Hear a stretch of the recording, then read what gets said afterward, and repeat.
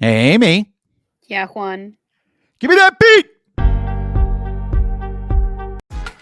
It's Baseball Shangri-La with Amie Cuevas and Juan Ramirez.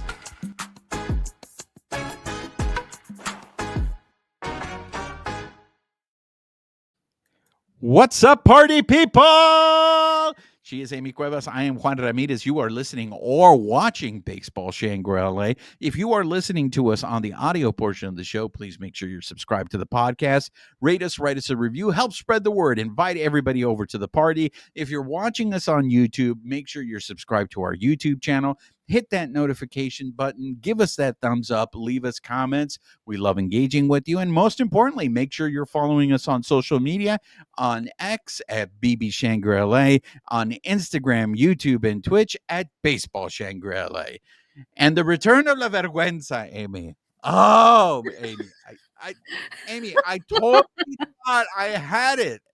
And I'm We just sorry. need to It's my remove that one from there, from the I options. can't because it's part of the program.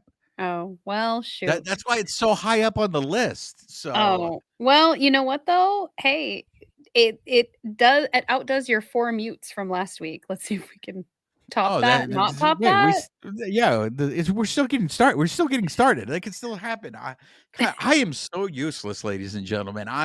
Regarding technology, like poor Amie has to deal with me all the time. She sent me a very simple task that probably a eighth grader could follow. And I sit here and I keep telling Amie, I did it. I don't know what's wrong. I did it. And then it was And I'm like like, "No, no, it's fine. When we get together, I'll just help you do it." exactly. Like Amie is literally how I am with my parents. I mean, like, I'll just go over there and show you how to do it. And that's basic. I'm sorry that you have to deal with a child, Amie. I really This my is this is the difference in our ages. I think it's that 2 years between us or whatever it is, like that. It yeah, makes a those 2 years difference. are more like in dog years, right? So it's like 14 years. It's male to female years, so, Yeah, that's even worse, right? There's like a 30 age gap there. It's just like, wow.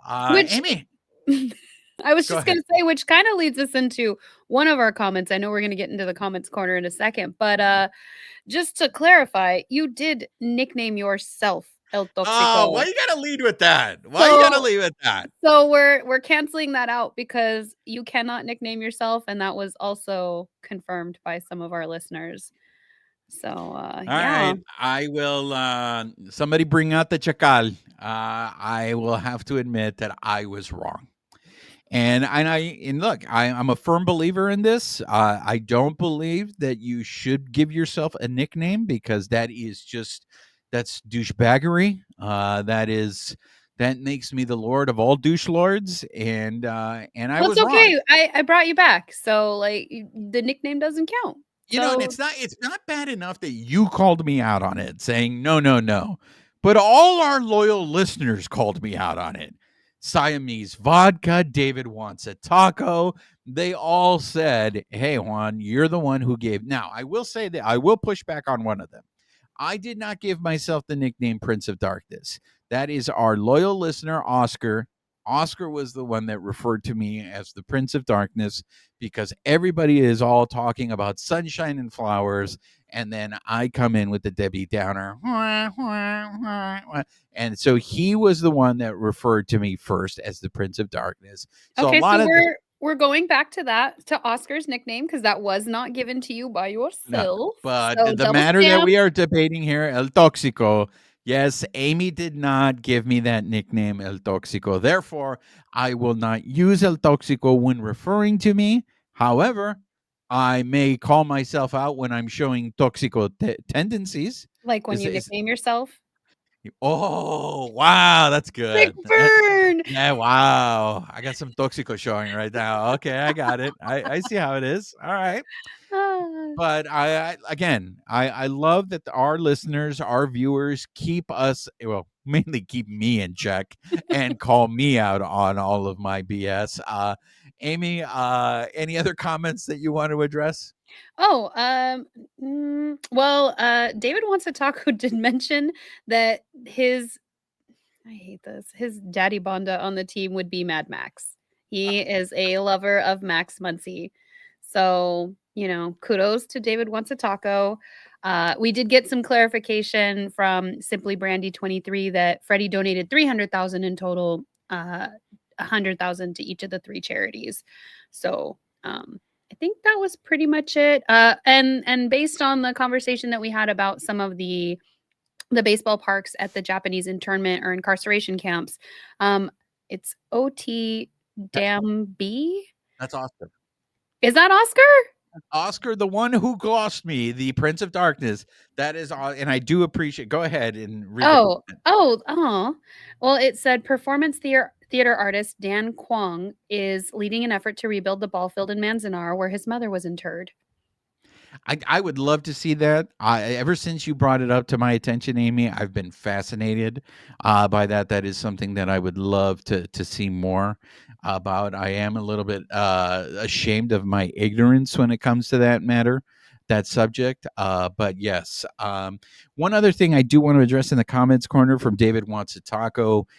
He did want to, pay respects to David Lynch, the director, as a lot of people, loyal listeners know on this show, we do love to talk movies, and David Lynch was a very famous director who recently passed away, and so shouts out to David Lynch. Amie, are you familiar with the work of David Lynch? Didn't he do, am I thinking of the right one, Twin Peaks? Yes, No. he is. Okay. Twin Peaks, he also directed Blue Velvet. He also directed Mulholland Drive. Yes, Mulholland Drive. Twin Peaks is actually what Dieter Rule plays the theme song when you see a 2-2-2 count. So 2 balls, 2 strikes, 2 outs at Dodger Stadium. Just FYI. So we pay our respects to David Lynch. He also directed The Elephant Man. He also directed the original movie version of Dune. That he had some issues with the studio, so that is probably not his proudest moment. Amie, do you have any favorite David Lynch movies? Probably not. Okay, I appreciate you there. I will say this: as great as Blue Velvet is, as great as Mulholland Drive is, and as great as Twin Peaks is, for me, my favorite David Lynch is The Street Story. That to me was a movie that is completely out of left field. I don't think anybody expected that kind of movie from David Lynch. The simplicity of that movie, for those of you who aren't familiar, it's a story about a 90-year-old man who gets on his tractor and drives from Iowa to Wisconsin to go visit his dying brother.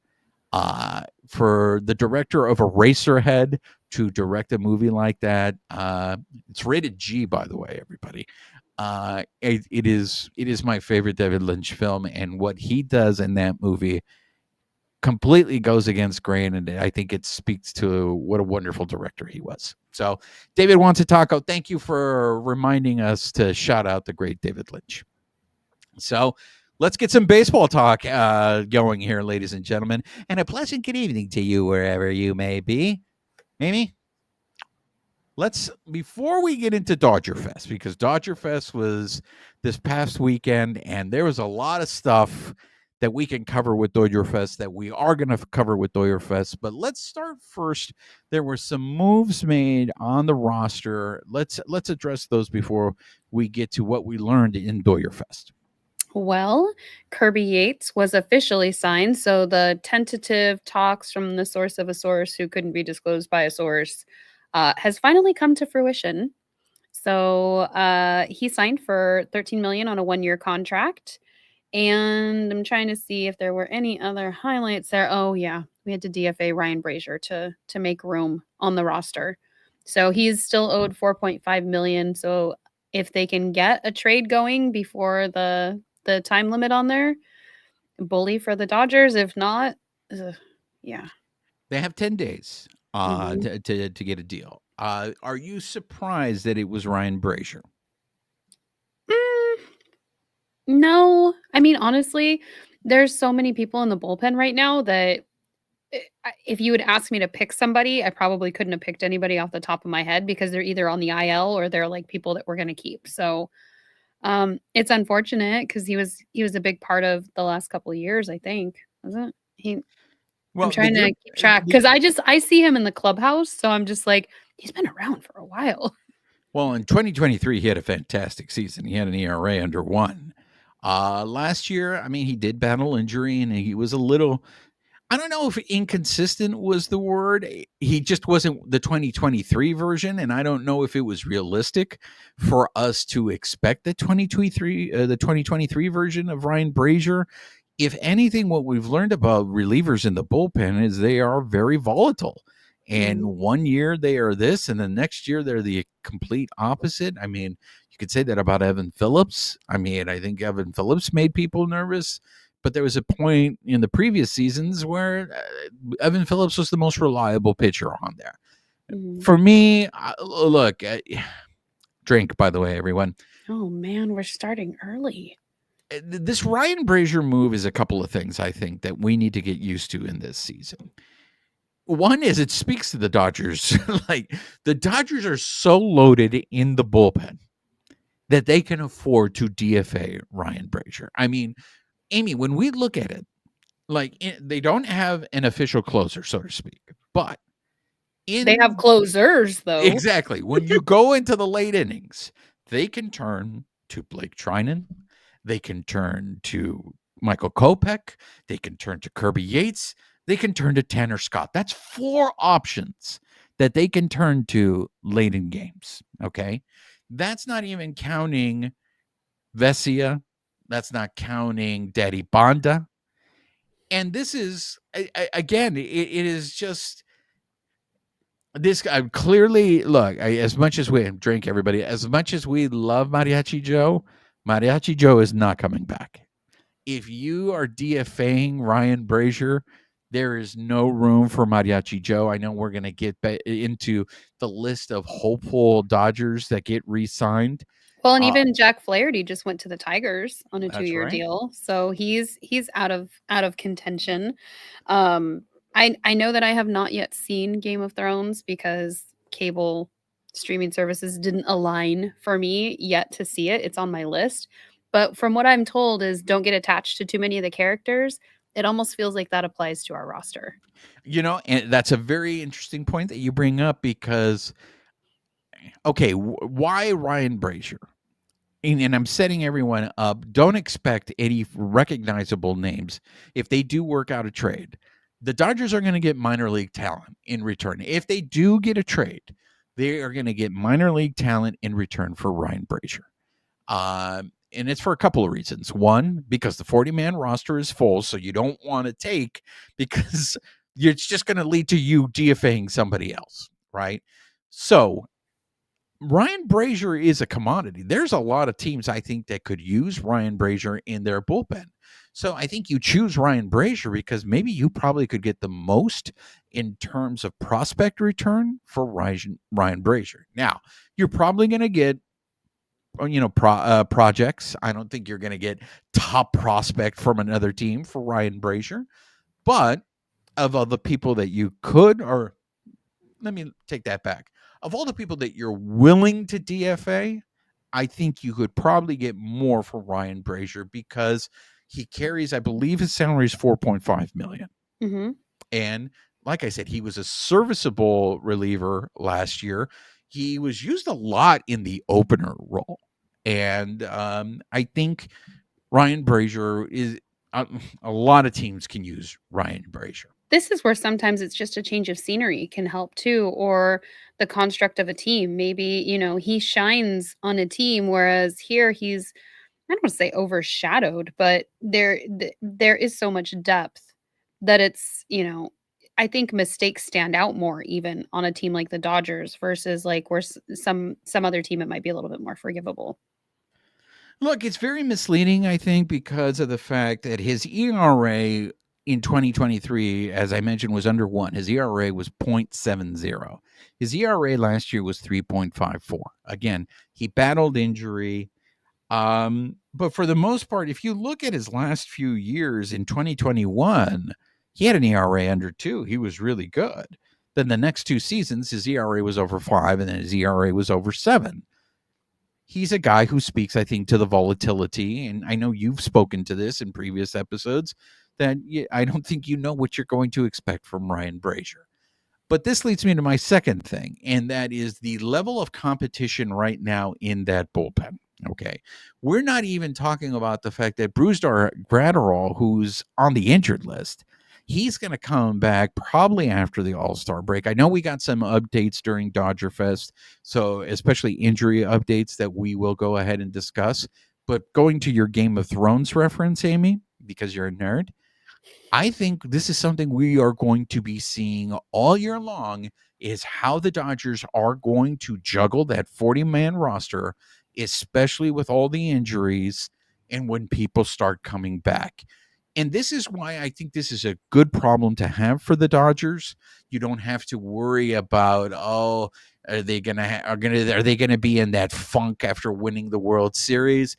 I don't know if these guys can afford to be in a funk, because if you're in a funk, you could get cut.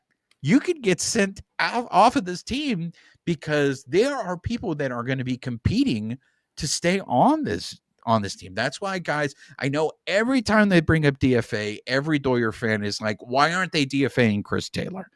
Look, the season hasn't even started yet. I'm not ruling out that that's not a possibility, but Chris Taylor is definitely a guy who has a very, very short leash. So if he's not performing, he may be a candidate earlier than later to DFA. He also has a pretty steep contract, He does. by comparison just to letting somebody walk. So, I mean, that also goes into it. I think people forget about, while the Dodgers are spending, they're also just not trying to burn money either. Absolutely. What else you got in terms of transactions? Let's see. Alex Vesia avoided arbitration. He agreed to a $2.25 million deal for 2025, which includes a $3.55 million club option. And that's for 2026, and then a $50,000 buyout. So basically, he's got 2.3 million guaranteed, and the option to rise to 3.725 million based on appearances. So considering what happened as far as the numbers being a little farther apart, I think, what was it, like 300,000, I think was the difference. What wasn't it? Was he asking for less than 2.3? Do you remember what his original ask was? I have it written down if you give me a second. I'll let you go ahead. I will banter for you in the Oh my interest. goodness. Did you find it? Yes. So yeah, my notes are great, dude. Oh, wow. Excuse me for being organized. So he filed for 2.35 and the Dodgers had offered 2.05. So he got very close to what he was asking for then. Yeah, it's like $100,000 difference. Yeah. Well, again, this just goes to show you, everybody. I mean, bet on yourself. Yeah, the Dodgers seem to take care of their players, and maybe that's the reason why people want to go and play for the Dodgers, because they see an organization that is taking care of its players. I think that was it in terms of transactions. Or were there any other transactions? Not off the top of my head, no. Unless you have something stored under your hat. I do not have anything. Let's get into DodgerFest. So, Amie, you were there covering the event in a press capacity. So you were there for all the interview players, all the players getting interviewed. So, anything stand out to you? Any big surprises, or what were the most important takeaways from the interview portions at DodgerFest? So the theme there, it felt like there were two themes throughout the day, and then obviously the layup questions of like what was your favorite thing to do in the off season, or what was your favorite thing about being World Series winners in the off season. But the themes I noticed were love for the team and the culture. Like everybody was praising that, but also the question kept getting asked, like, how does it feel to be villains? Are the Dodgers bad for baseball? And the theme again from all the players tended to be like, well, we're just focusing on ourselves, everybody just running it back. So the standard answers that we're used to getting, but some of them did throw out, like Blake Snell mentioned that, the model's out there. Deferrals are there for everybody. So it's not that the Dodgers are bad for baseball. It's just that these other teams are not necessarily following the model, which is something we've talked about on this show. And, just the fact that they're investing in players, they're putting money back into the team. Dave Roberts even mentioned that when he came through, just talking about how rich this team is in culture and caring about each other. And they want to win. So I think it was Mookie Betts who said it's a great time to be a Dodger. I don't think he's wrong. Like, people want to play on this team. I know there was. I have to ask you this because I know Brandon Gomes was interviewing and he was asked about a certain player. Were you the one that asked that question? I was not the one that asked, but I did actually. That was one of the ones that I captured because I was there getting footage all day, and so when I heard him say that they would obviously never close the door on Kike, it was just more of a sigh of relief of like, all right, cool. Well, the door's still open. Hopefully that's the case, and maybe we will see some movement. Maybe spring training when they can start moving players around because he didn't join the team till partway through spring training last year. So the possibility is there if if it was a genuine statement, which I hope it was. Well, it's becoming like it seems like it's a very similar story. Last year, what was the other team that we heard was interested in Kike's services? The Yankees of Nueva York. Well, we're hearing the same thing now. The Yankees of Nueva York. The Dodgers are going to be reporting to spring training in probably a little less than 2 weeks now.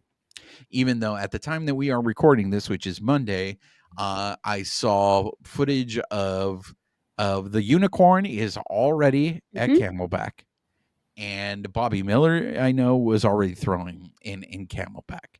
So I really think we're probably between now and the start of spring training, we aren't going to see any more signings from the Dodgers. So what that means is once spring training starts, they're going to be able to start moving all those injured players to the 60-day IL, which will then free up space on the 40-man roster, which means if they're going to sign Kike, it's going to be then.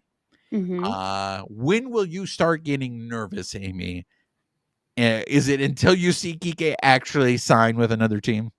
I mean, I'm not gonna get nervous. I want him on the team, obviously, but we've been through this before. He went to Boston in, previous seasons. I don't have any control over this. So, do I want him to stay? Absolutely. Will I be rocking my like rally banana shirt periodically until he does sign? Yes. But at the end of the day, I have nothing to do with where he gets to sign or if he gets to stay. So, We did get some injury updates, though. Also, some of the players were talking about their health, right? yeah, so it was kind of all over the place. We had players like cycling in all through the day. Like it was 15-minute intervals, and you had a new player coming in. One left, one came in. Emmett Sheehan was there, so he's throwing off the mound. It's the first time since his Tommy John last May, and he is slightly ahead of the timeline, so he could potentially come back either May or June.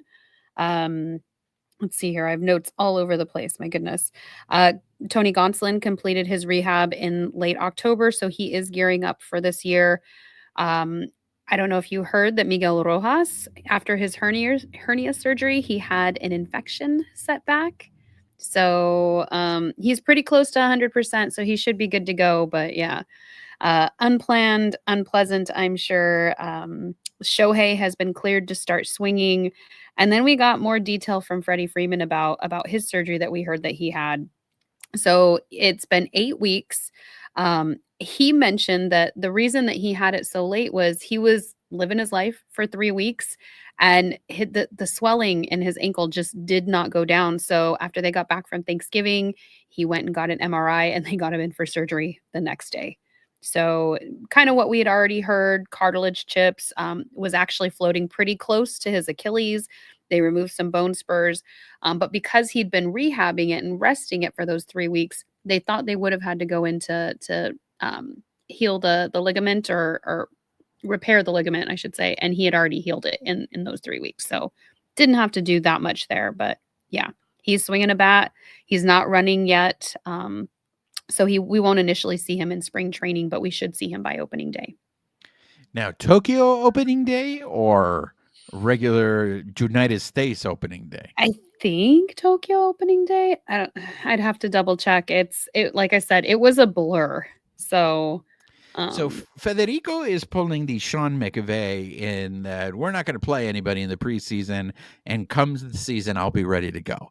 Are you comfortable with that? I mean, what are we going to do about it? He's What either are going to you play going to or do? he's What are you not. going to do He's either about it? going to play or he's not. What are you going to do if he's not on the roster? Well, I'm not. If he's not, I'm not going to do a damn thing. I can't, right? But I will say this: I don't know if we're downplaying this story or not, but not getting any reps during spring training and then all of a sudden just revving it up. I Well, don't know if that's possible. he did say he could DH because it's not like the team has a DH, and so, like, and of course, everybody laughed, but I mean, Uh, I know you have this, healthy what is the I'm trying to think of a positive way to say it. Uh, Not disrespect, but you just don't believe the front office when they give information, and but this is not just the front office. This came directly from Federico. What I am but saying, he doesn't know. Like none of us have a crystal ball, so I guess for me it's like this is what they're telling him. This is what he's hoping.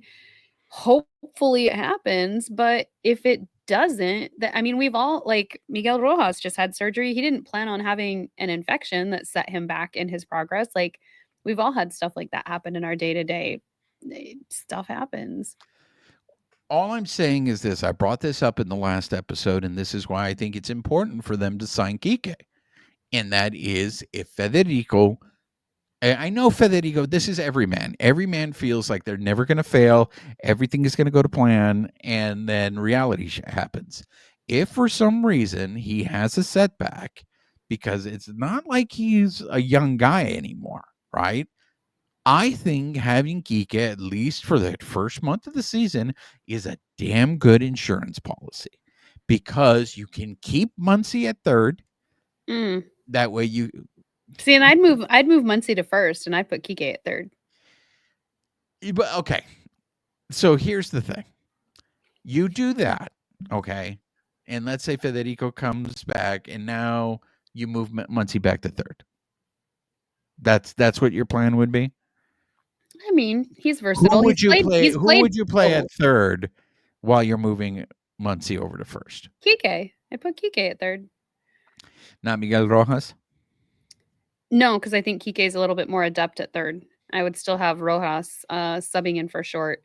The only reason I would put Muncy at first is because he's played there before and he's a really good first baseman. Granted, he hasn't played, since we got Freddie. So there would be a little bit of rust, but I don't know. I feel like he's got a better grasp of that base than, say, Kike, who just started kind of playing around with it last season. But I mean, you could do it either way. You could keep Muncy at third, and you could put Kike at first. I just think because Muncy has the experience, the muscle memory is already there. Look, I'm not trying to be a contrarian here. I'm just trying to be You? realistic. Yeah, exactly. I'm just trying to be realistic here in the sense they have an expedited spring training and it's almost going to Mhm. be shortened because they're going to Tokyo. Right. And so it's going to be the stop and start as it was last year. Mhm. And again, health is important. I think this is a horrible way of looking at it because I don't think baseball is meant to be this way. But it almost seems like it's the mentality of just get into the playoffs. And then once they get into the playoffs and everybody's healthy, you will like the Dodgers' chances. So you Isn't that any team though now with the expanded playoff schedule? I mean, would we like to win the pennant and go in? Absolutely. But I mean, it really is just get in where you fit in. I do think it's every team, but I don't know if there's other teams that carry the amount of injury risk that the Dodgers carry.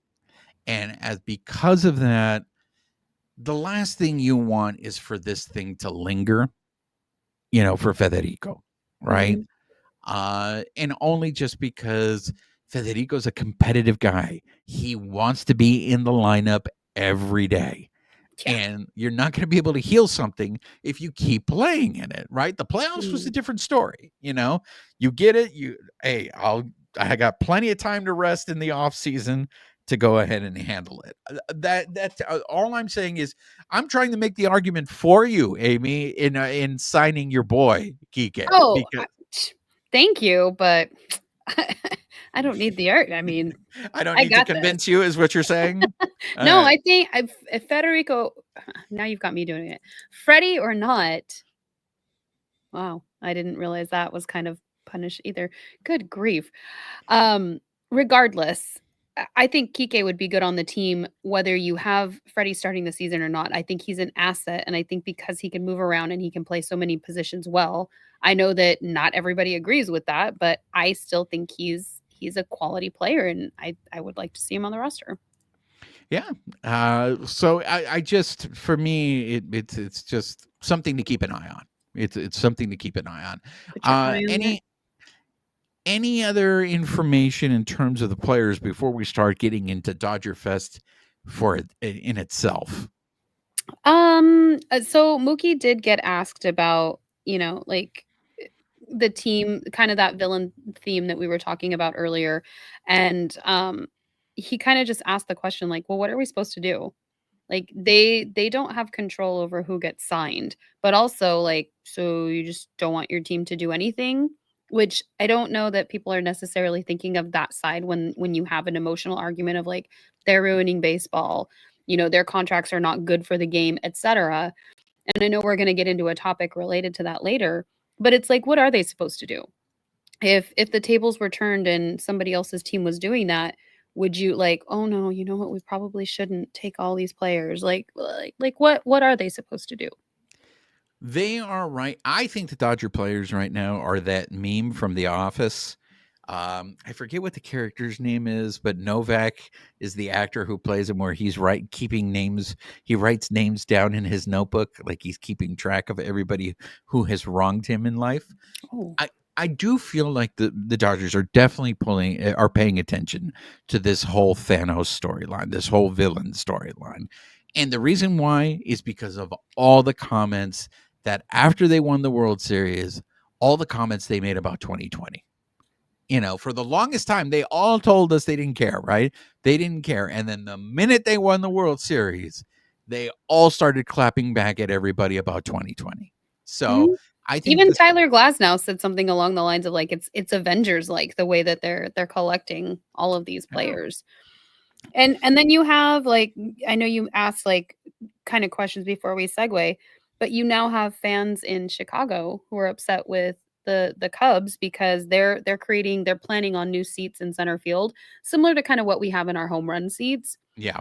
But fans are upset that the team is putting more money into the ballpark where those fans probably won't be able to afford to sit instead of into the team, which, I bet they would switch places in a heartbeat with a team like the Dodgers that are just acquiring talent and putting money back into the team. I think we can get into that when we get to that topic. The only thing I will add about this is the Cachorros just got Ryan Presley from the Astros. They got a piece for their bullpen. So, and I think that division that they're look, I think a lot of things that we need to discuss right now is Andrew Friedman has said this repeatedly. The reason why he's making all these signings is he doesn't want to have to make trades during the regular season. Now, sometimes injuries will force your hand, but he doesn't want to have to make trades. I don't think other teams in Major League Baseball share that philosophy. I don't That share a Andrew lot of Friedman. the Dodgers philosophies, let's be real. So for a Cachorro fan, all I'm saying is this. Okay, so maybe they're not doing what the Dodgers are doing right now, but that doesn't mean that if the Cachorros are in it come the trade deadline, they won't start acquiring players. Look, the Cubs owner was one of those same guys that was out there screaming from the rooftops that, we all can't do what the Dodgers are doing. They're in the, third largest market in all of the United States. And for them to scream that they can't spend money like the Dodgers, okay, I get it. You're just feeding into this narrative. Well, I mean, but Cubs president Jed Hoyer had all of those positive things to say about the Dodgers model, though, when we talked on another show. So I it's yes, it's one thing to say that you can't do that, but then I understand where fans are coming from if you're refurbishing a piece of the stadium that they may not even be able to afford to sit in, and it's like, well, but what about our team? Like, we're coming to these games to see these guys play. I mean, I understand the mentality. Well, yeah, what they're definitely saying is, all right, you're adding these seats, but you're not giving me a reason to come out. And the thing Mhm. is that's a very loyal fan base. Even if they suck, it's still fun to go out to Wrigley, especially at a day game, to go see a baseball game there. Well, and the max capacity that this expansion is going to be for is 50 people. So they're improving. Really, they're adding 50 seats? So it's in center field. It's going to look similar to our home run seats, but you get a ballpark meal per guest, a private cooler with unlimited beer, seltzer, wine, and non-alcoholic drinks. What could go wrong there? And then that's available 90 minutes before first pitch. So it's available for groups of 4 to 6 guests at a 50 max capacity. So you're only enhancing the experience for 50 people versus, like you said, the loyal Cubs fans that come out, day in, day out, however, to come see their team play. Hey, an unlimited beer cooler sounds actually pretty good. Do you know what the price tag is on that? I do not. I am very curious to Yeah, see. but at the same time, like, just go. I mean, I've been to Wrigley. Go drink around the stadium for a little bit cheaper before you go into the game, and it's probably not going to cost you what it costs you for those seats. I know I can't go sit in the home run seats. There is I mean, I could, but there is no shortage of drinking options around Wrigleyville. I will say that. Okay. Anything else before we tackle DodgerFest head on? no, go for it. Okay. So I was not at DodgerFest. I had a prior commitment. I could not be there. And I have a different perspective because I was rooted to my spot for That's right. 5 or 6 Amie hours. was there on the press side. Okay. But I have some fans that were there. Now, Amie, correct me if I'm wrong, because I know you have this information. There was a cap on the number of tickets sold to this event. This was not open like. No, to my knowledge, it was sold out. Yes, it was sold out. So this is what I heard. You tell me if you heard the same thing. For those of you who are watching or listening to the show, if you went to DodgerFest, I'd love to hear your experience. This is what I heard. And I'm not surprised at all because I feel like this is everything that people told me about DodgerFest this year. I feel like I hear it every year about DodgerFest, but I was told it was disorganized. I was told there was too many people there. But everybody, mind you, they're telling me all this, and it seems like it's complaints. But then, out of the other side of their mouth comes, but it was fun. They had some cool stuff there. So, Amie, I want to, before we descend on like why was this so chaotic, I do think we need to preface this that the original plan of DodgerFest was to hold it at a different site. And I think the fires factored in to the fact that maybe why they couldn't hold it at a different site and why they ended up holding it in the parking lot. Now, Amie, is that an excuse for it seeming to be disorganized? I don't know. Did you get the vibe? Did you hear anything saying that it was disorganized? I only saw what I saw on social media. Like I said, I was literally rooted to my spot all day, just recording footage with my colleague. So all we like the press banner or the media banner that you see behind the players and Kirsten Watson doing the interviews, we were there from the time we arrived to the time that the last player came through. So I never even saw the event. I saw glimpses through the fence when I walked in, but we were in a whole separate area. So all I know is as I was scrolling through social media later, I saw lots of pictures from like Sportsnet LA, from the Dodgers, from AM 570, lots of people. So many people, more people than I would be the one on the back area of the crowd because I just don't like to push forward in crowds like that. But then as you're scrolling through social media, you see some of the complaints. That's unfortunate. Like that's not the experience I'm sure anybody signed on for. So let me ask you this. I was told that even if they had a ticket to the event, that some of those people who had a ticket to the event couldn't get in. That's what I saw on social media. I mean, I wasn't taking tickets. Do we know why they would not have been allowed to go in? Mm-mm. Was the event at capacity? Were they just, or is it just these people gave up because the lines were so long?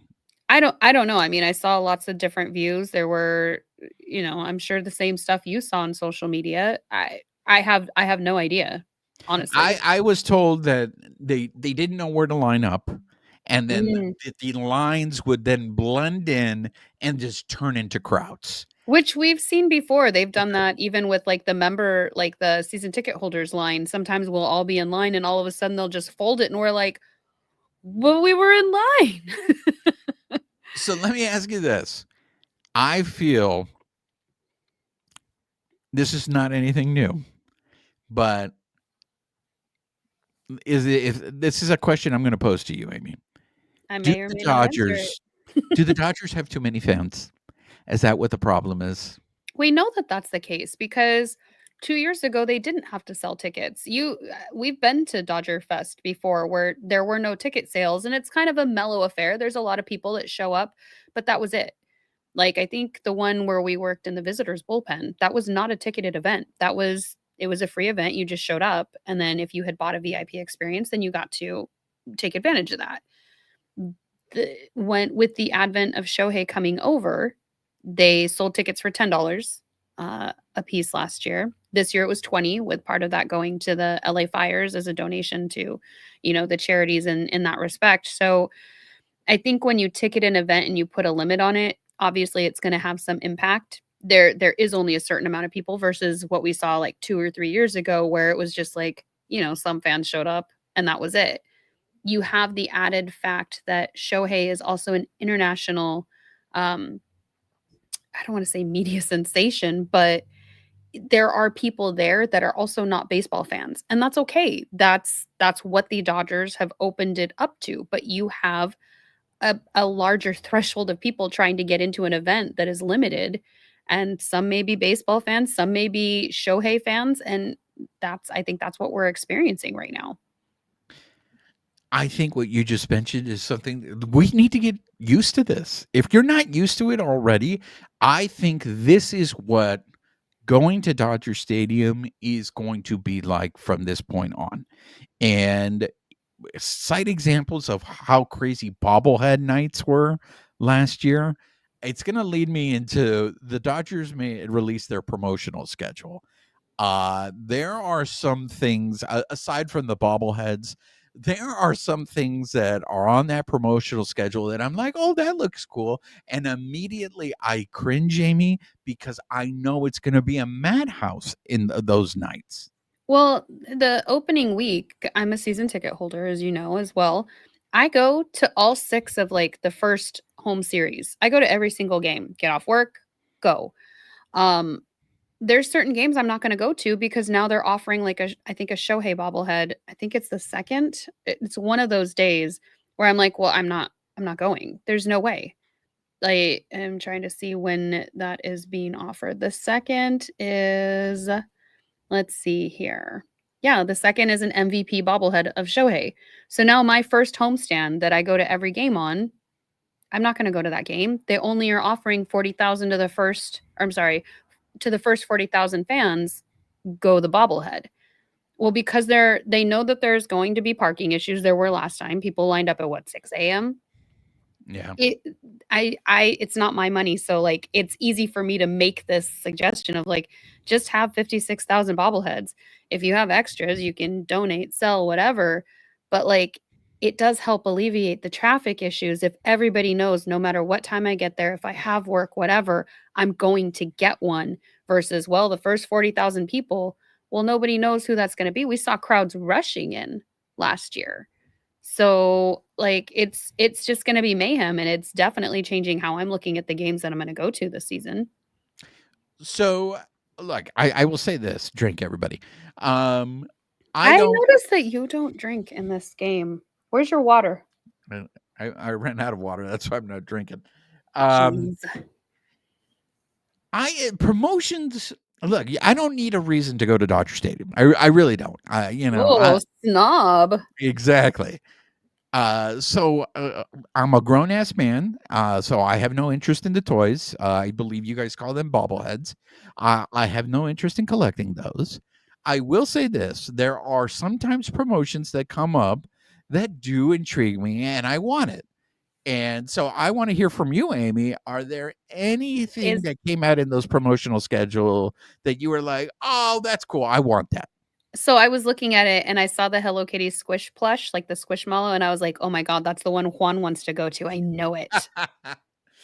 No, Um, I'm curious if you will guess the one that I like. But what is one for you? so there's a couple in there, like the Vin Scully bobblehead. I know you don't do bobbleheads, but that one looks really cool. I don't have one of his so far. Obviously the Freddie Freeman, just because I was there when he hit that walk-off homer in Along the with all 5 million other people. I know where I'm like, well, I guess I'm not gonna get that one. The World Series trophy looks really cool. Obviously, any of the rings, like those are days I'm probably gonna have to take a half day at work. And Yeah, that one gave me anxiety because I was there when they gave out the World Series rings the other time around and for the 2020, and I had never seen anybody. This was before pre-Shohei, right? I had never seen that many people arrive at the stadium that early before. So when I saw that those rings, they were giving out World Series rings this year, I was like, "Oh, it's going to be crazy again those nights." and it will like, but that's the trade off, right? Like we have internationally famous players, and we're opening up our market to not just this small corner of the earth. And this is what happens. Like I love a good bobblehead. I don't need all of them. There are certain ones that I will collect. Like I have the Oral Hershiser one. There Kike, obviously, but it's gonna definitely make me pick and choose more this year because of the crowds, the influx of crowds that we're seeing. We already saw it last year. That was just a taste. Now that they're World Series winners, I think it's gonna step up a notch, and now you have not only Shohei Ohtani and Yoshinobu Yamamoto, but now we have Roki Sasaki, and we're opening up, in the Korean market again with Haesung Kim. So you have a lot of different drivers of why people are gonna come to this stadium, and it's not just baseball. Any other promotions that pique your interest? I saw the Oral Hershiser one, which was cool, but me and my buddy have matching ones, so we may just go and wear our own. But again, it just kind of depends. I don't know. There's quite a. Did you see the Ice Cube one? Yes, the Ice Cube bobblehead. I did see that. There's Fernando Valenzuela. So maybe that one, I think I got his last season though. So I don't know. Maybe that might be enough depending on the crowd. So it's mostly bobbleheads that interest you in those giveaways. Actually, no. It's just the other ones are not like I don't need a Squishmallow pillow. Um, I mean the trophy is cool, the ring is cool. I'm starting to get like hit max capacity on the jerseys where it's like, well, What about the gold jerseys? Could I interest you in a gold jersey? Oh, are you peddling them now? Are you peddling your wares? Well, because they haven't shown a picture of what those look like. I'm So I assuming it's gonna wonder. look like the 2020 ones. That's what I was going to ask you. Is it going to be like those? Do you think? I mean, at this point, I kind of have a lot, so I'm just like, I mean, I have a Excuse me. Pardon me. well, no, just those are the things like where you don't collect bobbleheads. Like for me, if I am going to spend my money, it's going to be on something like a jersey or a hat. So I do have quite a few of those. Like even the hoodie looks kind of cool, but I'm just like, There it is. Ding, ding, ding, ding. That what? that was my number one. Was the Really? hoodie. I love hoodies. Now the thing is But I this. have like 17 in my closet right now. That's the only reason because I think it's cool. I have a lot of Dodger hoodies, but every year they give out a Dodger hoodie, and I always go to that promotion because you know me, I like hoodies. Yes. Okay, now the thing is this, I like zip ups, and this is a pullover, and I Yeah. feel like they rotate them. Like one year they do a pullover, and next year they do the zip ups, and so the issue is I'm a fat boy in a little suit. Okay. So I hate that they only do like the Medium or medium or it is a medium or an extra medium large. or medium or media extra large or whatever. Extra large. Extra large. So a lot of these end up looking like Winnie the Pooh when I wear them. So I just end Sausage up casing. That was me in my LA Strong shirt last week. I end up giving them to Wendy's. So I especially get that effect with the pullovers. The zip ups are Mm, more fat boy friendly, I feel. So that's why I root for the zip up hoodie. But yeah, I was disappointed. I also kind of don't like the design of this year's hoodie, so I might pass. But last year's hoodie was good, I thought. I think I gave it to my cousin. I don't remember. It's okay. We got it. I'm We just I'm trying to be more conscientious in my purchases of like not bringing in all the hoodies and all the hats, and I failed miserably on the hats one during the World Series run. I just I just feel like there's a lot of excitement when the Dodgers announce their promotional giveaways, and It's cool to for a see. team that leads Major League Baseball in attendance, you would think they wouldn't need to have this many promotions to get fans to come out to games. But damn, they do a lot of promotions, a lot of giveaways. But I At but I Dodger wonder if Stadium. it's not just to get fans to come to games, it's the marketing, like, you are getting Bank of America, like, all of The those. bank. Sorry. Yeah, are you good? Yeah, I'm good. Sorry. But, they get their name out there, and then you wear that hoodie, and it's got the Bank of America stamp on one sleeve, and, they're getting their press too, so. Look at you, all Mad Men'd out right now. Look at you. Oh, um, yes. I didn't watch that show, sorry. I know who's in it, but, hmm. So that's gonna wrapping up DodgerFest. Any last words before we move on to our next topic? No. It was a long day. Yeah, I will say this. It doesn't seem like I missed much. And I know that the next day, Chris Taylor had his polar plunge. We did I, have some listeners that went though. Jessica and Philip were there. One of our other listeners, also Lord of the Rings fan, Sam was there. So if there were other people that we know, hit us up in the comments. Let us know if you were there, what your experience was like. Amy, let me ask you this. It seemed like last year, and so the Dodgers prior to DodgerFest had done their annual community Dodgers Love Community Tour. It seems like last year the Dodgers had a lot of events that they did together before they went for spring training. And it Mhm. seemed like it really brought them really close together. And I'm talking about Mookie has a bowling event that he normally has before they go to spring training. I haven't Last year it was heard. after Dodgerfest. We went from. Yeah, we went from DodgerFest to Mookie's event. I don't think he's had it this so far. I don't know if the fires have, affected planning and things like that, where like Chris Taylor, like you're going to a beach, and if they'd already had the planning kind of in the works. I don't know. But Yeah, so last year when Chris Taylor did his polar plunge, it seemed like they were all the Dodger players were out there. This even someone on this show took a wave. It Yeah, wasn't me. I did not go to the polar plunge this year. Last year I went to the polar plunge and I made the mistake of wearing jeans and I was doing it all to get the shot. I got in the water because I wanted the shot of them coming into the water. Anyways, my pants were soaked. Shoes ruined, but at least I wasn't a dumbass wearing Air Jordans and going into the water. So I wore I wore some crappy shoes. Um but I'm I glad, will I'm say glad this: you're not upset over it.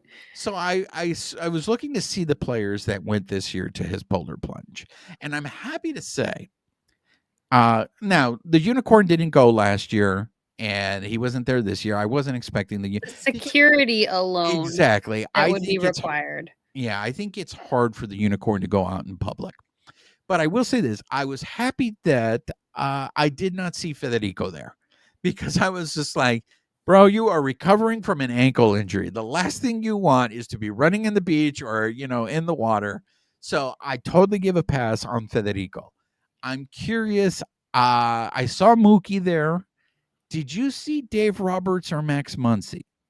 I don't know, cause I stopped at Miguel Rojas's footage, and I watched it, like, 5 times because he just makes my heart sing. Like, my heart grew 5 sizes watching it. Just him engaging with everybody. I think he got Tony Gonsolin to hold his hand to, like, run into the water, and it was just like, "Oh, Mickey Ro." Yeah. So I think you bring up a very interesting point, and it's a fair point. I think the Fires did kind of change things for them. And also they kind of had a short off season this year because they won the World Series. That was Uh, the other theme we were hearing just around people around the stadium was like, God, it feels like we were just here. Yeah, so I'm curious how they're going to deal with that going into, and I think that's why it's always good too that they brought in new blood like the Mhm. Blake Snells, like the Tanner Scotts, Kirby Yates. They brought in new people that weren't a part of that World Series that are going to be like, "Hey, I want a World Series ring too." So, let's go. Pónganse las pilas. Let's go. Come on. I need one Exactly. on my I'm gonna be like Mookie. I need all Yeah. 5. Okay, so let's go into this next topic. So weekday baseball games, and then Major League Baseball announced how much they brought in revenue last year. Amie, you want to give us the details on that? Whew.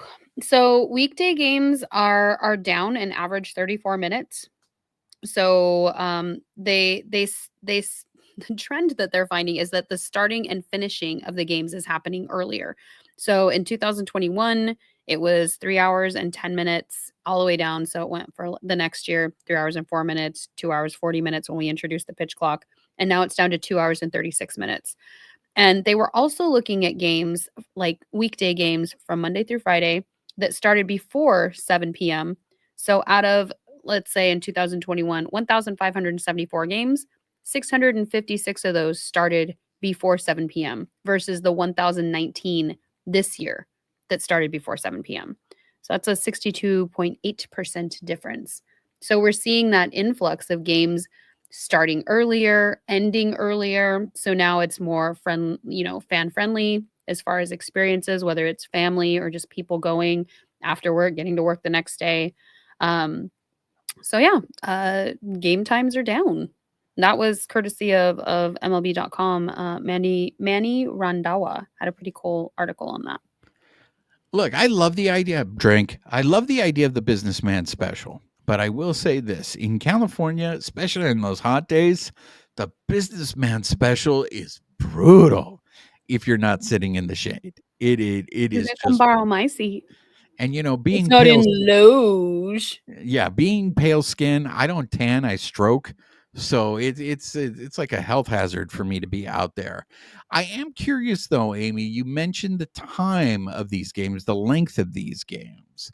I know people were really voicing their opinions about that at the beginning of the season last year. I didn't hear so much about it last year that the games were now going too fast, that people were like, man, I spent half of the time in line getting, concessions and I miss half the game. Do you think that will still be a factor this year, or will fans finally, hey, get on board and this is how the game is now? Well, you're gonna have people that are gonna complain no matter what. The fact is the lines are gonna be long at the stadium no matter what. This is the new normal for especially for the Dodgers with as many fans that are in attendance. Get your food early, bring your food in. Because this is the way it is. I have heard some of those complaints, but at the same time, for all you lovers of the pitch clock, this is what you wanted. So I guess I don't understand the complaints. If this is what you wanted, now why are you unhappy? You gotta be able to bitch about something, Amie. Why? Amie, can you tell Why? me? Can you tell me how much Major League Baseball made in revenue in 2024? I can actually. So they made 12.1 billion, which is a record high. It's up 500 million more than the all-time high that the MLB has ever had. So what I find very interesting about that, Amie, is did you see the breakdown of how much money each team made in No. 2024? No, I didn't. So before you go into that, just to give you a little bit of scope on that, it's up 33% over the last 10 years, and that 12.1 billion did not include other companies owned by the team, mixed use developments around a stadium, or team owned TV networks. So that doesn't involve like the Dodgers, Sportsnet LA, if I understand correctly. So it's roughly the just the MLB revenue. So what was the breakdown you saw? So before that, this is the third year in a row, right, that revenue has gone up in Major League Baseball? Uh, Possibly. I mean, it's up 33% over the last 10 years. Okay, so you didn't have the I don't previous have years. the breakdown. I No. believe this is the third year in a row that revenue has increased for Major League Baseball. Right. So again, this is why I think this whole narrative of the Dodgers being, bad for Major League Baseball and that owners have it so bad is just all nonsense, and it's all them just being greedy. I want to direct your comments before I go into how much each team made in 2024. I do have something to say before you get into that breakdown. Go ahead. So Foul Territory was reporting on this, and they said that some owners have been saying what we've heard in the media, right? Biblical losses or barely breaking even. So these numbers show that that's not the case. But one of the guys on there said that winning teams make money, not spending teams win. And some people don't care about winning over the bottom line. Good for them, bad for the franchise, but they're never going to reach their peak value. And so that kind of goes probably where you're going with this list. I'll hand it off to you. So I want to start off first with, I don't know if you saw the comments that Hal Steinbrenner, the owner of the Yankees of New York, made in reference to the Dodgers and this whole narrative of the Dodgers being bad for baseball. Tell me.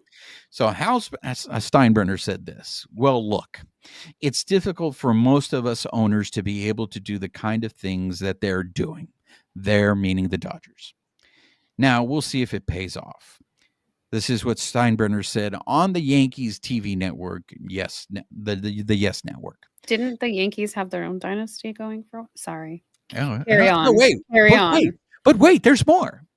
They still have to have a season relatively injury-free for it to work out for them, and it's a long season. And as you know, once you get into the postseason, anything can happen. We've seen that time and time again.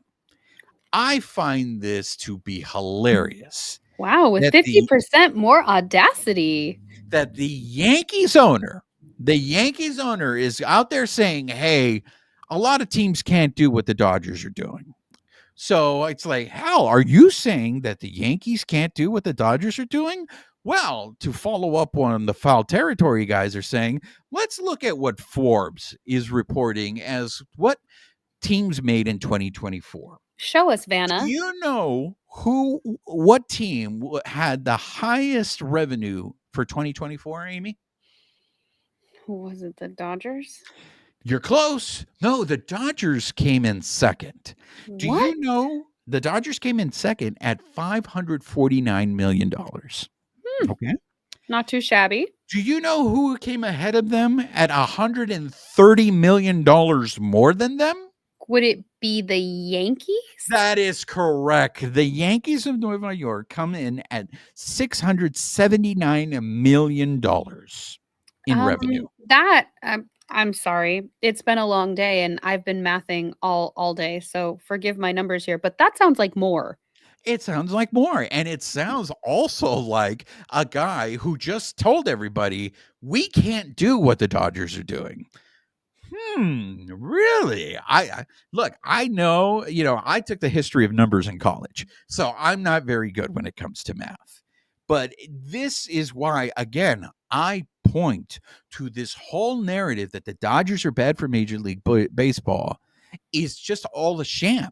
It is all these owners, again, just trying to squeeze more money. So let's look at they don't like the light that the Dodgers are shining on in MLB with, hey, you could do it this way and make money at the same time. Exactly. And this is why I feel this is all them trying to get together before the CBA, before they negotiate. Hey, we're all on the same page, right? We're all going to do this, right? We're all going to make Manfred go ahead and do this to the Dodgers. Change the rules so the Dodgers can stop embarrassing us. But Amie, you mentioned another team on here, and you had mentioned how fans weren't happy about what the Cachorros were doing out in center field. Mm-hmm. Do you know how much money the Cachorros made in 2024? $4. $506 million. They were third in highest revenue in Major League Baseball, Amie. What? Okay. So wait, who was fourth? I just have to know. Who do you think? The Mets? No. Las Medias Rojas, ladies and gentlemen, the Red Sox of Boston at $500 million. Yes, this is very same team who said, no, they didn't say this, who basically said, we can't pay Mookie, so that's why we're going to trade them, which is my other defense of everybody wants to hate on the Dodgers. Who was the team that traded Mookie? Who was the team who wouldn't give Federico Freeman what he wanted? Thus, Federico Freeman went and signed with the Dodgers. Let's look at how much money the Bravos made. Oh Okay. no. Now, the Bravos, oh, Amie, they're right below the Medias Rojas. Would The that make them Bravos fifth? made Is that fifth? $473 million. So, again, for me, this is the numbers don't add up. And I guess this is why they don't want the books opened up, right? They don't want the public to see the sham that they are trying to, that they're pulling here. For all Okay. the negativity that social media gets, and sometimes it can be a cesspool, the one thing that is good about it is it does arm the fans with more information than we may have had in the past. And so it can make us more intelligent fans when it comes to things like this. I know we have no say in the CBA, but we have a say in how we spend our money or how we have those baseball conversations as we're interacting with different fan bases. So, I mean, this is not a good look for the MLB owners, that's for sure. The team with the least amount of revenue generated. The Sacramento A's. That is correct. And do you know how much it is, Amie? $4. I was surprised it was this high. $241 million. What? Well, you had Exactly. all those fans going to games this year on their So- farewell tour. The team that has been screaming the most poverty made $241 million What? in revenue. Yeah. And they're still they're crying poor. Now, Did you notice Las I called Medi- them the Sacramento Athletics? yeah, good for you. I'm following the Chronicles lead, the San Francisco Chronicle. Because who doesn't want them called Sacramento, Amie? The Athletics owners. The White Sox, Las Medias Blancas, were the second lowest with 288 million. And they still had some fans, like Exactly. religiously They going had like to 4 games. fans in the stands, and they still made 288 million. So again, this totally puts the argument like to shame, because it isn't the Dodgers that you hate. I mean, you're gonna hate whoever you want, but it's not the Dodgers you hate. It's your own ownership, and you guys are just projecting in the wrong place. Yeah, nobody. I don't know why this isn't a bigger deal, and I get it. For most people, this is just not interesting. Casuals probably don't care. They don't care about this, but we could very easily, when people bring up this argument, that the Dodgers are bad for baseball, just look at the numbers. We don't have to convince you. Look You at need the to numbers. send me that article, because I didn't see that one. Because that's good, because when I go to the brewery, my Dodger loving fans, we're on the same side, but there's some guys that are fans of the Angels or other teams, and it's like, well, here's an article for you, sir. Yeah, and this is why some of these owners just have no shame Okay, and could care less. where are the Angels on that list? Let's. I just put it away. So my Oh, bad. sorry. Okay, where do you think the Angels? Fifth from the bottom. I'm sorry, I have to. I don't have this numbered, so they are 12th. What? 12 from the top? Yeah, 388 million. Amie, I'm 300 sorry. Out of 30 teams, they're 12th. Amie, I drive by that stadium all the time. I don't see any people in that stadium, and this is why I guess. Again, I've said this on many times that I feel like they dropped the ball on the Shohei thing, but they could clearly. Much I like mean, they Mookie. almost made $400 million without Shohei. But this is the problem when I say that fans deserve better. This is what I mean. It's like I said, hate the Dodgers if you want, but it's not fair to their fan base. These, much like I have jerseys in my closet, you have hoodies, hats, we have whatever we have. Those people are buying that stuff too. That's contributing to the numbers. Give them something to wear those things with pride around. Like, they shouldn't be bummed that their ownership doesn't come through for them. And also let's factor in, ladies and gentlemen, in terms of revenue is not just who's going to the games. Revenue includes the merchandise that they are selling, the TV money that they're getting. That's Mm, all included. no. Well, This not not team-owned TV, just if it's MLB owned. there we go. Okay, thank you for the clarification on that. Mhm. Yeah, so I just found it very fascinating, and this is probably, as my compadre says, this is why owners shouldn't talk. When Hal Steinbrenner makes a comment like that, you're gonna get people like me that are gonna sit there and go, let's see. I'm telling you, Amy, when I saw who was number one, because I thought it was gonna be the Dodgers. I was gonna guess like you that the Dodgers would be the highest revenue earning team in 2024. And when I saw it was the Yankees of New York, I should not be surprised because they are, after all, the Yankees. They Mhm. are the brand, right? But for him then to go out there and be like, hey, we all can't do what the Dodgers are doing, I'm just like, hmm. Sir, I don't know if you've talked to your accountant recently, but Sometimes you don't have to say anything. You really don't. You really don't have. If someone puts a less is microphone in more. front of your, if someone puts a microphone in front of your mouth, you really don't have to say anything. So that's all I'm saying. But here at Baseball Shangri-La, ladies and gentlemen, we are watching, and we are listening, And we have microphones in front of our mouths. and we like to talk. Amy, next topic. There was an article on there that you seem to really enjoy in terms of body types. You sent me that article, sir. You enjoyed the Oh, body types. So okay. is there something you wanna say about that? Yeah, I I had will. to go research it because you sent it to me. Yes. I sent it to you. I totally forgot that I sent it to you. I sent it to you because you know why I liked about that? Because it championed the fat boy, Amy. This is one of the Um, things that I have loved about Major League Baseball my whole life is that you do not have to be an Adonis, excuse me. You don't have to be sculpted like a and statue. an orthodontist? That's hi-oh, thank you. I see what you did there. To play the game. I have always loved growing up as a kid. I saw guys like Sid Fernandez. I saw guys like Bartolo Babe Colon.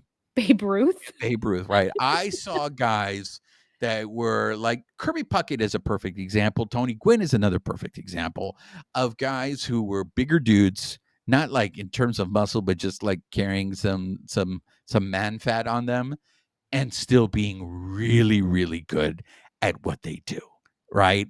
And so there was an article in the Athletic. CC Sabathia. Now, if you look at CC Sabathia, recent Hall of Famer, compared to how he looked like when he played. Like CC Sabathia lost a lot of weight after he finished playing. But I thought this article was interesting because of the fact that you don't necessarily need let's go back to David Wantataco's Daddy Bonda, Max Muncy.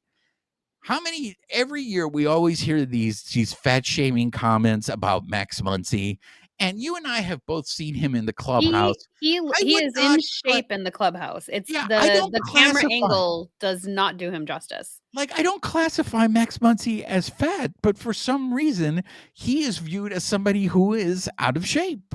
Welcome to being a woman, sir. Oh, okay then. I did not know that. Your thoughts from that article? I like the CC Sabathia stuff was really I mean, he always puts it into perspective, like, mass equals gas and his words, not mine, but he needed his basically his big ass to throw hard. Um, I like that they quantified it though from like a scientific perspective because it says we're not good at seeing or calculating athleticism. And that came from a sports scientist, Marcus Elliott, in your article. And he challenged everybody to open their minds and think differently because they were talking about kinematic movers like Patrick Mahomes. Did I say his name right? Yes. Yes, you did. Um, and how I guess there was a viral video of he had a little bit of tummy showing, but he might be graded as like a B plus player, like running quickly or like which would also translate to our guys, like running around the bases. But he's good knowing his body, how to twist, how to move. And so some of those players may not be the guy that you think like can run around the bases quickly, but if they know their body and they know their limits, they're actually overachieving athletically based on what we consider, I guess, athletic bodies. And he was saying, where do they feel better at? Like 20% body fat, 10% body fat. We saw that with CC Sabathia. And he said they could add muscle, but to what benefit or what cost? And so I think the way that they broke the article down was actually really interesting. If you guys get a chance to look at it, it's by Rustin Dodd of The Athletic. Um, and he was saying, what is beautiful is not always functional. So, welcome to the high standards that people hold women to every day of our life. That translates into sports, and it doesn't make men any less effective playing these sports. Some of them even shine based on body types we wouldn't think would. And so, I think it was a really good article.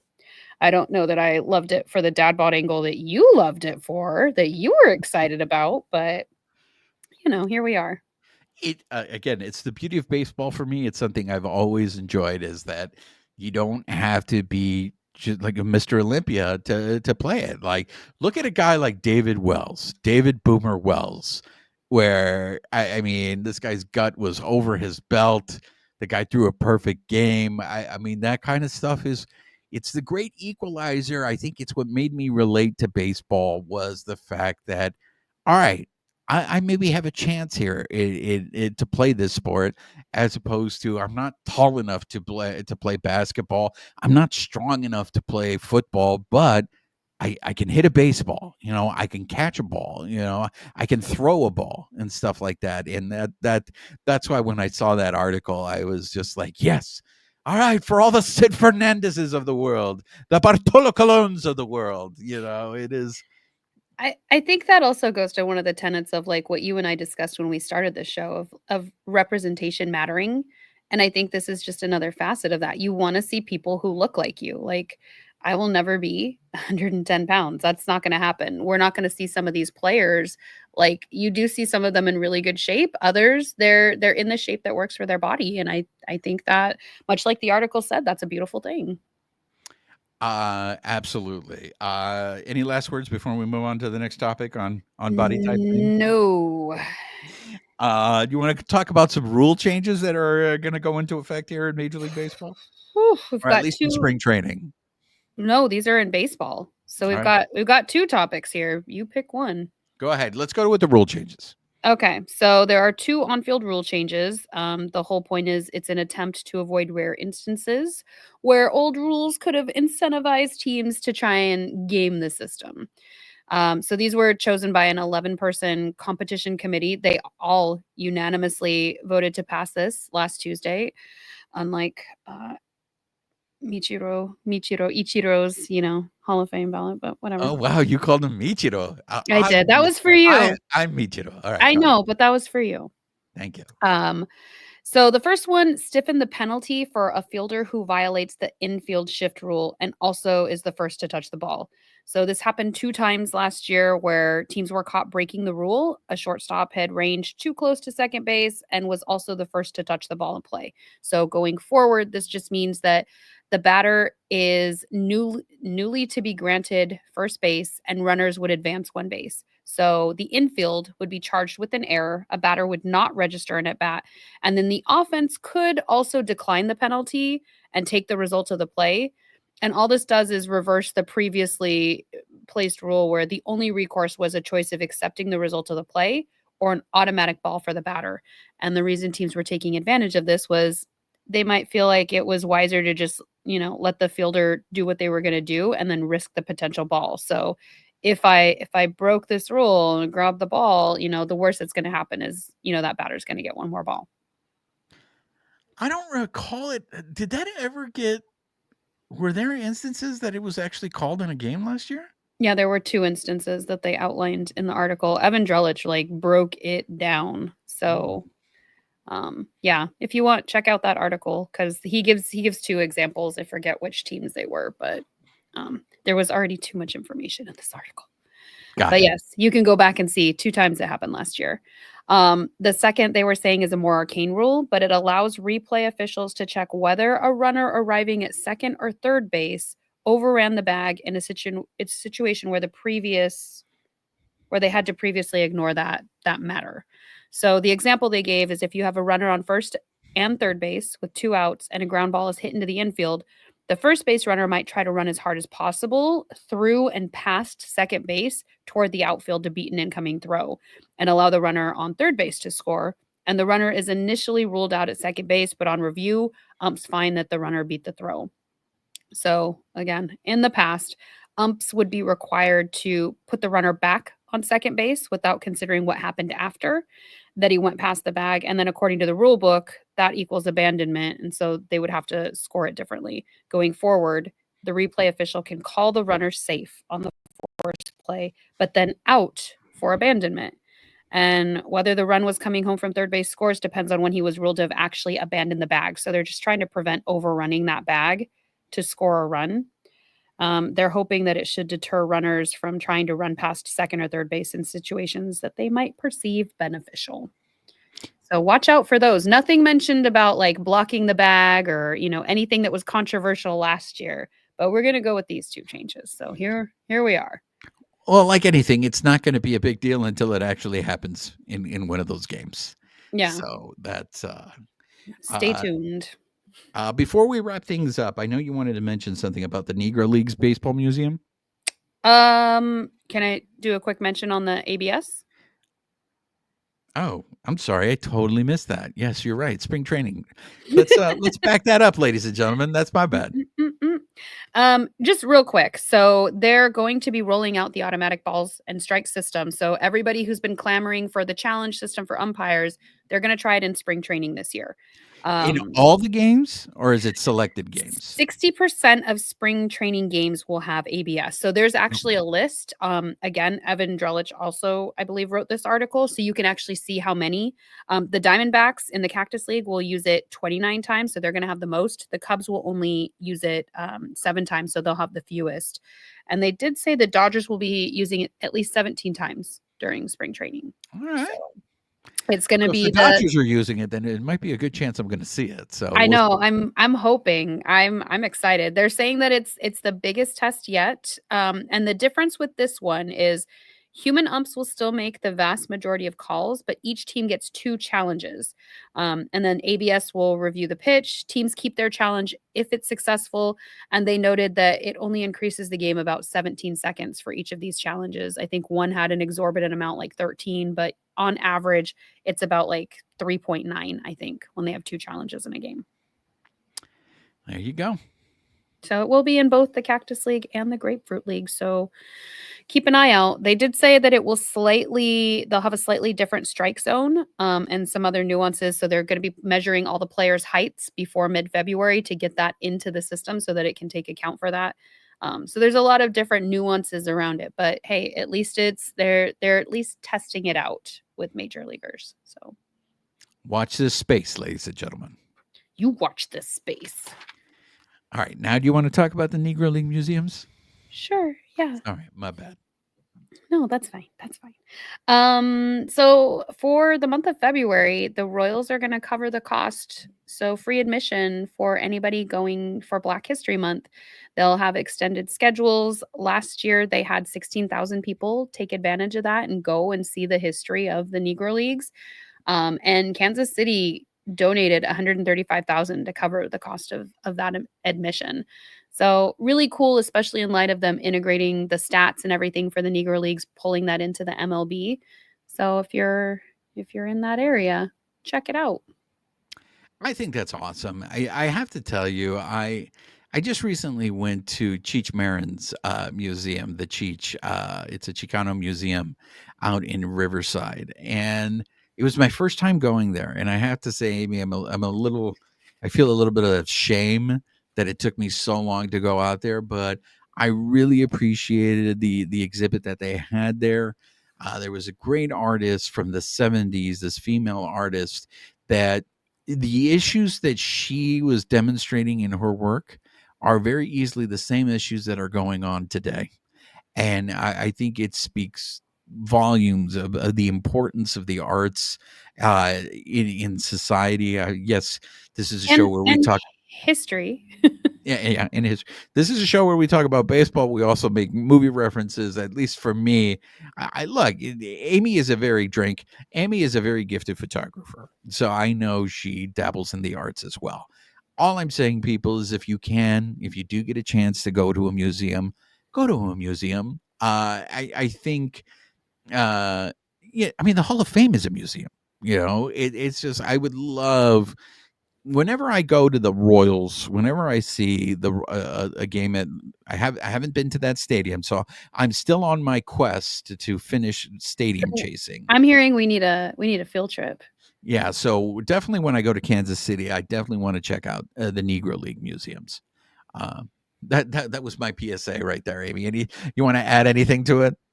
No, go to museums, people. Learn your history. Learn about Japanese baseball as well. That's right. So we started the show with recognizing the loss of David Lynch, which just right now it came to my mind. I don't know if you saw this, Amie, but Faye Vincent passed away. Did you see that? I did see that, yes. So Faye Vincent was a former Major League Baseball commissioner. He came right after Bartlett Giamatti died. Also a SABR member. Oh, he was. All right, good to know. One of the things Faye Vincent, I think, is always going to be closely associated with Pete Rose, and Faye Vincent was the one that continued the suspension of Pete Rose. I tend to remember Faye Vincent differently. I'm curious if you remember it, or any of our listeners or viewers. I feel like Faye Vincent, and this is something I want to give credit to our listener Oscar, who brought this up. Faye Vincent might have been the last Major League Baseball commissioner that actually stood up to the owners. And that was, if you remember the lockout, guys, in that lockout, the owners came really close to putting a salary cap in there. And I think it was Faye Vincent standing up to the owners that prevented that salary cap from happening. And I know that lockout is a black eye on baseball. I really do. But I feel like that's one. I just wanted to point that out, that he may not had a memorable, what do you call a memorable term as a Major League Baseball commissioner? But for me, that is one thing he should be remembered for, and at least the players should be championing him for. Well, that's not necessarily a bad thing, because you don't necessarily want the loud memory of whatever you did or did not do. That's true. That's true. Much like Manfred is already looking back on his legacy, or the legacy that he might leave, and it's like, I don't think it's the same legacy we're all thinking of. Well, no.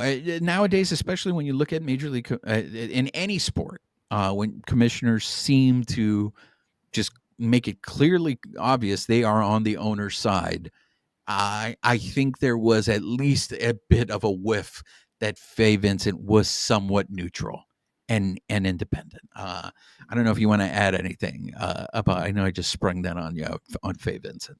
Nope, I'm good. I rest in peace, sir. All right.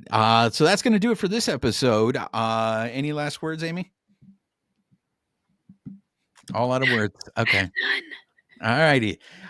So for those of you that have been listening to us or on the audio portion, please make sure you're subscribed to the podcast.